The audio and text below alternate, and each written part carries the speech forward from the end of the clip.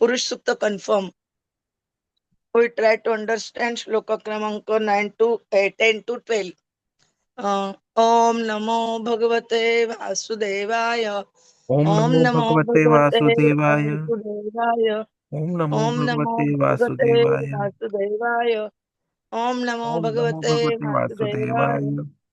Narayanam Narayana Namaste Namaskritya Naram Naram Chaiva Chaiva Narottamam Narottamam Devim Devim Saraswatim Saraswatim Vyasam Vyasam Tata Tathajayam Udire Janamudiyasi Nasta Nashtaprayeshu Prayeshu Bhadreshu Bhadreshu Nityam Nityam Bhagavata Bhagavata Sevaya Sevaya Bhagavati Bhagavati Uttama Uttama Shloke Shloke Bhaktir Bhavati Bhakti Nashtiki. Nastiki. Hare Krishna. Understanding the transcendental form of the Lord. About which try about the transcendental form of the Lord in these shlokas. Parabhute adharmasya tamasah Parabhutehe adharmasya tamasah cha api pachimah cha api paschimah nadyah nadanadinam cha nadyah nadanadinam cha gotra gotranam asti samvatihi gotranam asti संहतिः अवेक्त रस सिंधूनाम अव्यक्तः रससिन्धूनां भूतानाम निधनस्य च भूतानां निधनस्य च उदरम विदितं पुंसः उदरं विदितं पुंसः हृदयं मनसः पदम् हृदयं मनसः पदम् धर्मस्य मम तुभ्यं च धर्मस्य मम तुभ्यं च कुमाराणां भवस्य च कुमाराणां भवस्य च विज्ञानस्य च सत्त्वस्य विज्ञानस्य च सत्त्वस्य परस्य आत्मा परायणम् परस्यात्मा परायणम् पराभूतेः अधर्मस्य पराभूतेः अधर्मस्य तमस च पश्चिमः तमसः च पश्चिमः नाड्यः नदनदीनां च नाड्यः नदनदीनां च गोत्राणाम् अस्ति संहतिः गोत्राणाम् अस्ति संहतिः अव्यक्तरस रससिन्धूनां अव्यक्तरससिन्धूनां भूतानां निधनस्य च भूतानां निधनस्य च उदरं विदितं पुंसः उदरं विदितं पुंसः हृदयं मनसः पदम् हृदयं मनसः पदम् धर्मस्य मम तुभ्यं च धर्मस्य मम तुभ्यं च कुमाराणां भवस्य च कुमाराणां भवस्य च विज्ञानस्य च सत्त्वस्य विज्ञानस्य च सत्त्वस्य परस्य आत्मा परायणम् परस्यात्मा परायणम् पराभूतेः अधर्मस्य तमसः च अपि पश्चिमः नाड्यः नदनदीनां च गोत्राणाम् अस्ति संहतिः अव्यक्तरससिन्धूनां भूतानां निधनस्य च उदरं विदितं पुंसः हृदयं मनसः पदम् धर्मस्य मम तुभ्यं च कुमाराणां भवस्य च विज्ञानस्य च सत्त्वस्य परस्य आत्मा परायणम् पराभूतेः अधर्मस्य तमसः च पश्चिमः नाड्यः नदीनां च गोत्राणामस्ति संहतिः अव्यक्तरससिन्धूनां भूतानां निधनस्य च उद्रं विदितं पुंसः हृदयं मनसः पदम् धर्मस्य मम तुभ्यं च कुमाराणां भवस्य च विज्ञानस्य च सत्त्वस्य परस्यात्मा परायणम् Hare Krishna. Translation and purport by the Srila Prabhupada, Jagat Guru Srila Prabhupada ki jai. The back of the Lord is the place for all kinds of frustration and ignorance, as well as for immortality. From his veins flow the great rivers and rivulets, and on his bones are stacked the great mountains. The impersonal feature of the Lord is the abode of great oceans, and his belly is the resting place for the material annihilated living entities. His heart is the abode of the subtle material bodies of living beings. Thus, it is known by the intelligent class of men. Also, the consciousness of that great personality is the abode of religious principles, mine, yours, and those of the four bachelors, Sanat Kumar, Sanandan. That consciousness is also the abode of truth and transcendental knowledge. Purport. In order to defy the impersonal conception of the supreme personality of Godhead, a systematic analysis of the physiological and anatomical constitution of his transcendental body is given here. It is clear from the available description of the body of the Lord, his universal form, that the form of the Lord is distinct from the form of ordinary mundane conception. In any case, he is never formless, wide. Ignorance is the back of the Lord, and therefore the ignorance of the less intelligent class of men is also not separate from his bodily conception, since his body is the complete whole of everything. That be one cannot assert that he is impersonal only. On the contrary, the perfect description of the Lord holds that he is both impersonal and personal simultaneously. The personality of Godhead is the original feature of the Lord, and his impersonal emanation is but the reflection of his transcendental body. Those who are fortunate enough to have a view of the Lord from the front can realize his personal feature, whereas those who are frustrated and are thus kept on the ignorant side of the Lord, or in other words, those who have the view of the Lord from the back, realize him in his impersonal feature. In the Bhagavad Gita 8.17 and 18, it is stated that according to human calculation, one day of Brahma is equal to 1000 ages of our millennium, 43 lakhs years. Each and the same period is calculated to be his night also. A Brahma lives for 100 such years and then dies. A Brahma who is generally a great devotee of the Lord attains liberation after such a downfall. The universe, called the Brahmanda or the round football like domain controlled by Brahma, is annihilated, and thus the inhabitant of a particular planet or of the whole universe are also annihilated.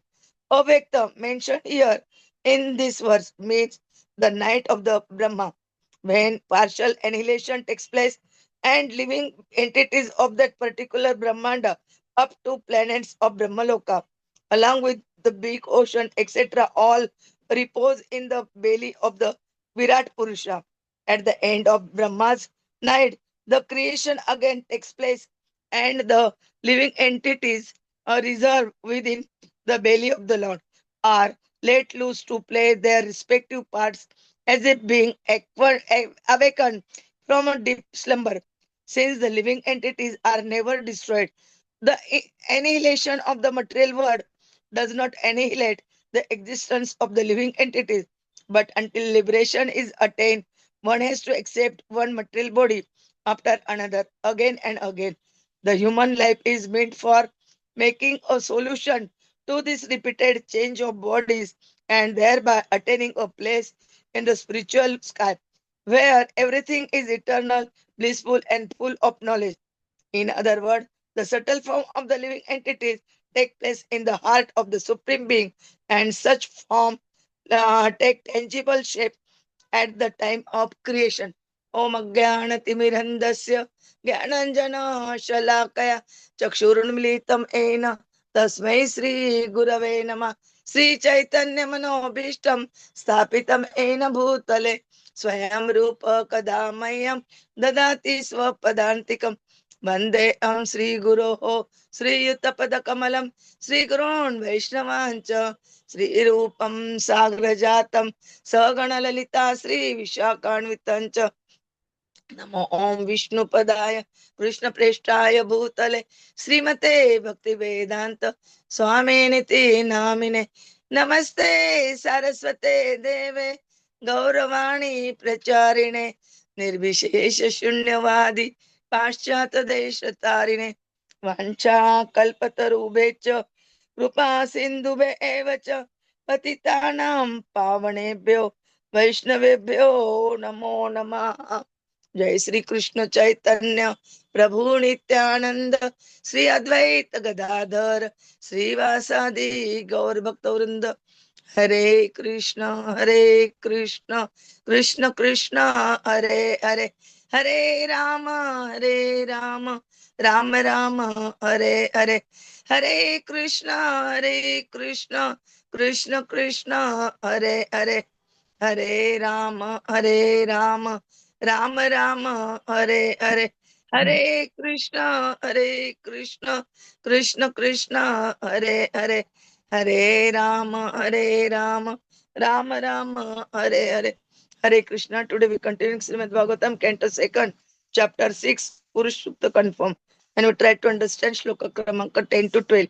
Here they are describing about main important point which is discussed here is the human life meaning means why we received human life and what is his duty and what we to do in human life. Here Prabhupada ji described in purport the human life is meant for making a solution to the repeated changes of birth and death, and repeated bodies again and again, uh, and uh, attaining a place in the spiritual sky where everything is eternal, blissful, and full of knowledge. So we also try to understand. We also try to achieve the spiritual platform. I mean, spiritual place where we also get full information of knowledge and blissful life and eternal life. Hare Krishna. Prabhuji will tell us nicely. Hare Krishna. Dandavat Pranam. So, as we were discussing, Mataji has rightly pointed out how Brahmaji is explaining the cosmic anatomy of Lord's body. So, what this is doing is this is a powerful refutation of the impersonalism. And there's also a systematic detailing of how even ignorance, dissolution, religious principles, they have a place within the all-encompassing form of Krishna. So all the fundamental questions about Lord's nature, meaning of samādhi, real essence of non-violence, renunciation, independence, they get resolved here. Because Lord's universal form is not mundane. It is not material. Neither is he a formless void. So description of Lord's body, it emphasizes that his divine form is transcendent, distinct from the material forms commonly conceived. And the impersonal aspect, that is Brahman, is only a reflection of his original transcendental personal form. So Brahmaji starts with the back of the Lord, which is the realm of ignorance and frustration. It represents avidyā, that is ignorance, and symbolizes how the impersonalists or those who are mandabuddhihi, that is less intelligent people, they see only the impersonal aspect because they are approaching him from the back. So they are not able to see his front, nor his activities, nor his face, nor his any behavior. And since they are seeing from back, what they see is only the effulgence. Now, actually, if you see the back, there are rivers which flow from his veins. So this indicates that even natural elements originate from Krishna. The great mountains are seen to be resting on his bones. So what it means is the physical components of Krishna, they sustain the geography of the earth. So philosophically, even ignorance is not outside the scope of his universal form. And this demonstrates his purnatva, that is his completeness. Nothing exists outside the Lord. So this verse reveals the immanence of the Lord, how he pervades and supports the material cosmos, and which is very, very important to understand. And immediately after the back, Brahmaji starts narrating about the belly and the heart, which is the shelter of annihilation and creation. So we know that the world is in at a particular point of a time is in a avyakta stage or the unmanifested state. So that avyakta is in the Lord's belly. After dissolution, all beings merge into this region. So we saw when Mahapurush is sleeping there, as soon as he exhales, all the Brahmandas are getting created. And when he inhales, you have seen the description that everything goes back inside him. And there, everything merges into this belly region of the Virat Purush in the Avyakta stage. And then when again the process of creation is to start, Lord exhales and everything comes out of his pores.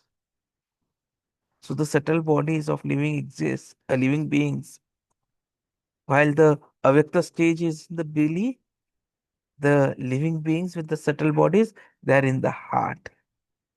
And this is the stage before manifest creation.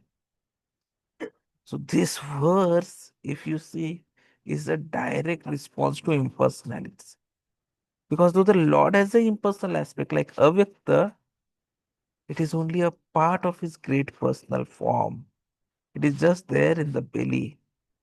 The living beings with the subtle bodies are there in the heart. So if you see Bhagavad Gita 8th chapter, 17th and 18th shlokas, the Krishna says, Sahasra Yuga Paryantam Arya Ad Brahmana Vidu Ratrim Yuga Sahasrantam Te Ahoratra Vidoh Janaha अव्यक्तात् व्यक्तयः सर्वा प्रभवन्ति आगमे रात्रि आगमे प्रलीयन्ते तत्र एव व्यक्त संज्ञके. At the time of Brahma's night, all living entities merge into his body. At the time of the day, they manifest again.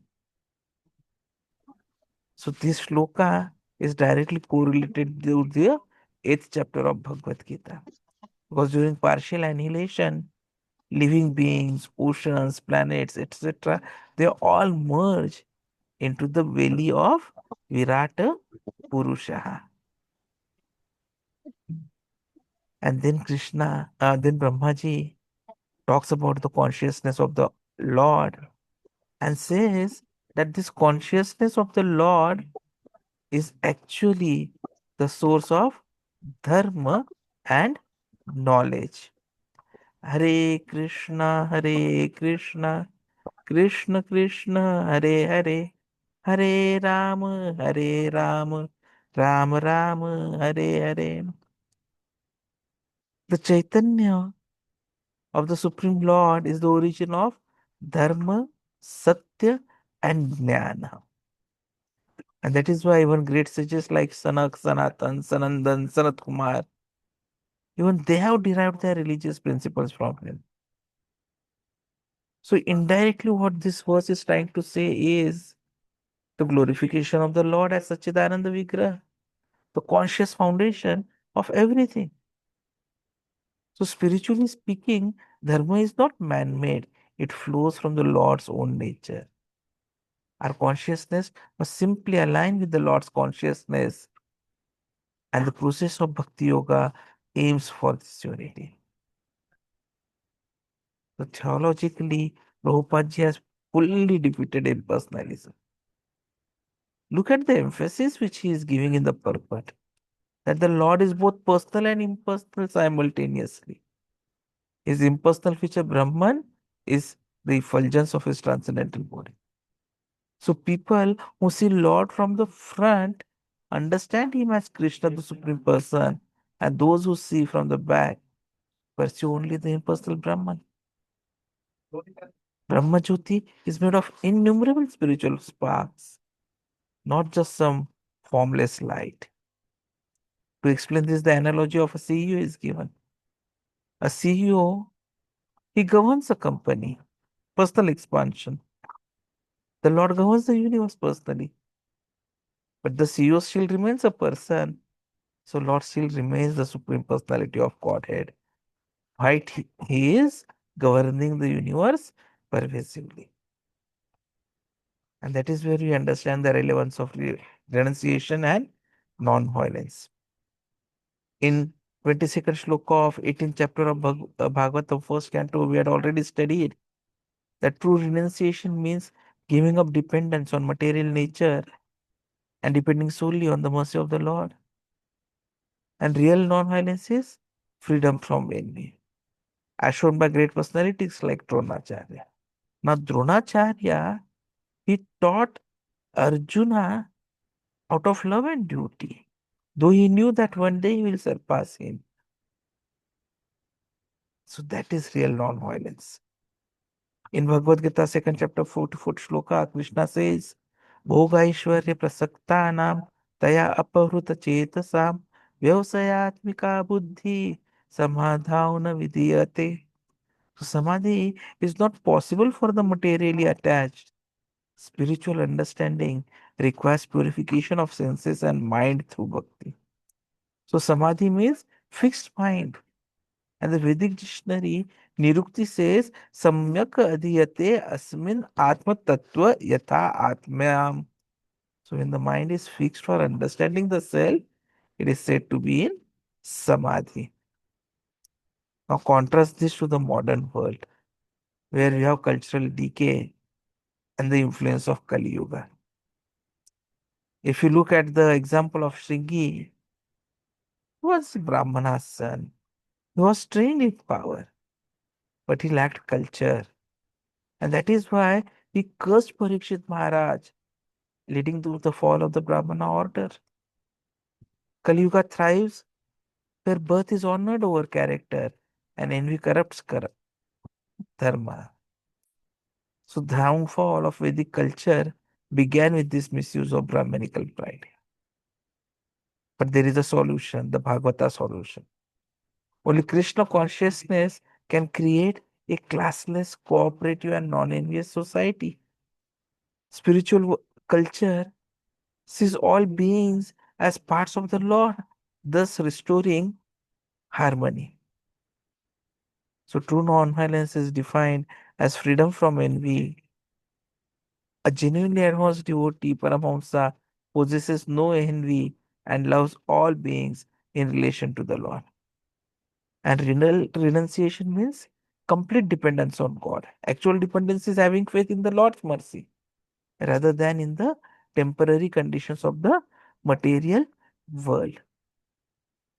So, if we were to say summarize or conclude what we are learning today, what becomes clear is that the Lord is the complete whole.